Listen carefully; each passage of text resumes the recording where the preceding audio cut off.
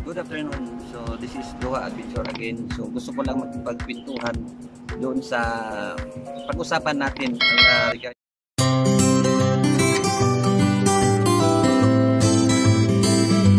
regarding doon sa isang nanay o lola na nagtitrending. So gusto ko lang gagawa ng kunting reaksyon regarding doon kay sa isang nanay. Actually, bago ko umpisahan yung kwentuhan natin, ito muna yung lahat ng mga nanay o lahat ng magulang natin, to mothers all over the world, happy Mother's Day. So belated happy Mother's Day. Kasi sineselebrate natin yung araw ng mga magulang natin. So Mother's Day, so kahapon, so nag-celebrate tayo. Ito kasi nakita ko lang siya, disclaimer lang po, parang nagka-interest lang ako pag-usapan regarding dun sa isang lola. Kasi actually si nanay pala, ang pangalan ni nanay is Aida Buwan. So nakita ko ito sa social media kahapon. So sabi ko nga gagawa din ng reaction regarding doon kay lola. Si lola pala, si Aida Buwan, ay taga Purak, Pampanga. So ang kanyang edad is 65 years old at pinamagatan siyang money balloon surprise. So si nanay o si lola Aida Buwan, binigyan siya ng balon ng kanyang mga anak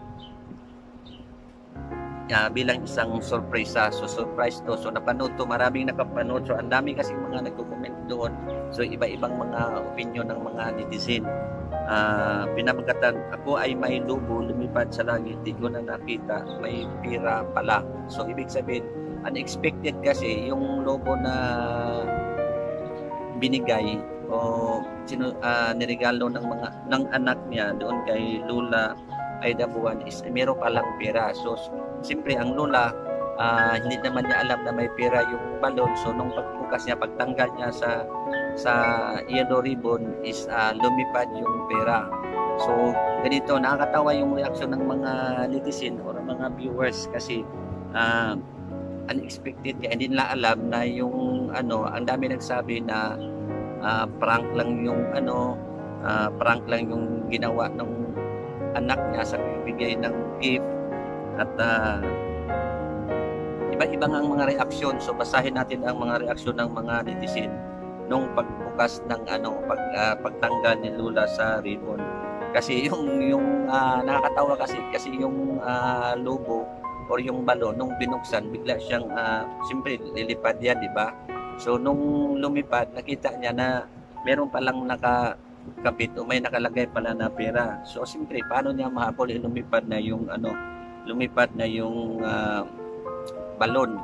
So ganito, basahin natin yung mga reaksyon ng mga netizen.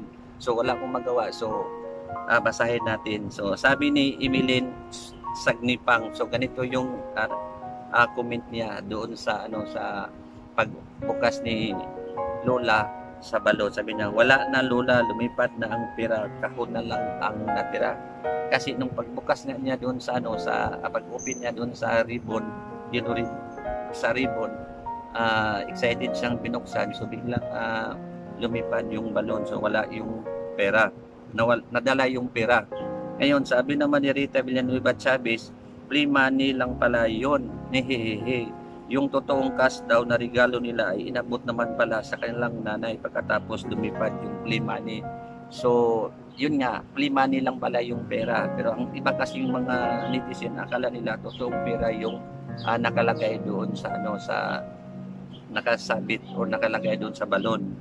Ngayon, sabi naman ni Wesley, wag naman po ninyo idaan sa lubo. Lilipad yan, lalo na't hindi mother ang nilagraluhan. Sana nilagyan mo nyo ng kunting pabigat na bagay. Masaya na sana si mami. Yan tuloy lumipad ang pira. Sayang efforts nyo. So parang nanghinayang si Wesley kasi nung lumipad nga yung lubo, nandoon yung pera. So akala talaga nila na totoong pera yung nakalagay doon sa balon. At sabi naman nila ni Pavilion, Lola, kung mapira lang ako, papalitan ko na lang at dagdagan ko pa. Kaso isa din isa din yon, mister ko na nawala ng trabaho. Dahil sa pandemic, wish ko lang Lola, sana may mabuting puso na mapalitan yung logo.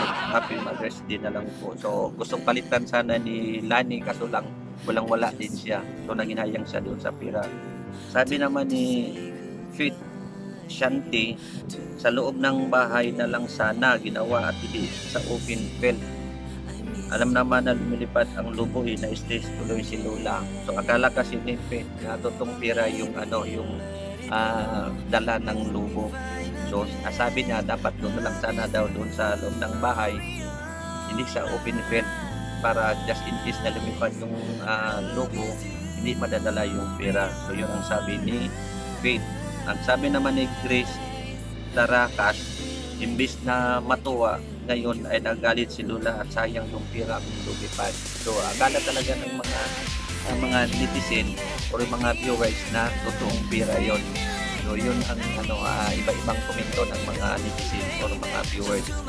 At sabi naman ni Dilapas Danik, sa pagkain sana nabusog pa ako.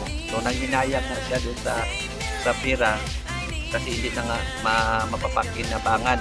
Yun ang yung punto niya, sinadala yung pera.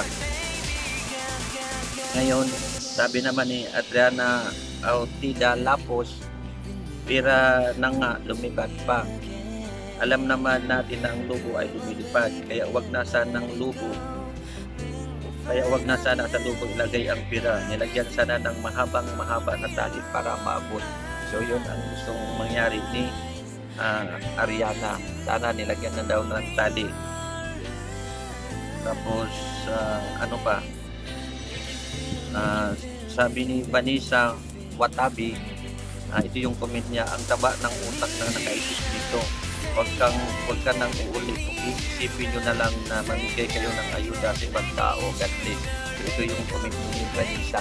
Nakatawa yung mga comment kasi akala talaga nila totoong pira yung lumipad kasama yung logo, which is free money naman. Pero ang totoo talagang kwento, nung dala yung free money, pinalitan yung nagbigay yung anak ng totoong pira doon sa Lola.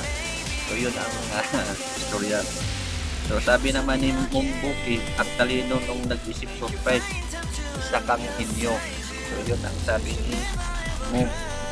At sabi naman ni Emily Munoz, na sa imbis na matuwa yung matanda, nabisit patuloy sa surprise ang hindi pinag-isipan ng talino ng nag-iisip. Akalang talaga nila na totoong pera yung kasama doon sa logo.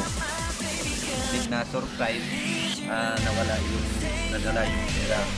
So sabi naman ni Pilipinas, kung mahal, ako ay dinaan niya sa kwento. Ako ay may lobo, lumipad sa langit, di ko na nakita sa loob ng pera pala. Sayang ang pira ko, nagbigay kasi bubo, dinirikta na lang sana, natuwa pa ako. Tingnan niya sa kanta, sayang daw. Pasensya na sa boses ko. So yun lang guys ang masasabi ko doon kay Lola, na akala kasi lang talaga ng mga netizen totoong pira yun nung pagbukas ni Lola na totoong pira yung kasama doon sa logo. So yun pala ay isang play money lang. So ibig sabihin pagkatapos ng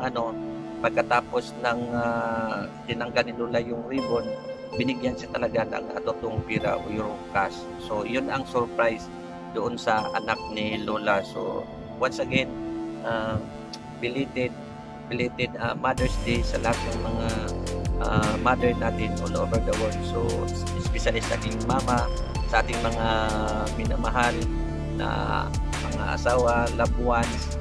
So lahat yun, pagkalahatan na yun. So sa lahat ng mga minamahal. So yun lang, nakisali lang ko doon sa mga, kasi parang nakatawa ko yung pinto ni Lola, katawa ko nung nakita ko doon sa may social media.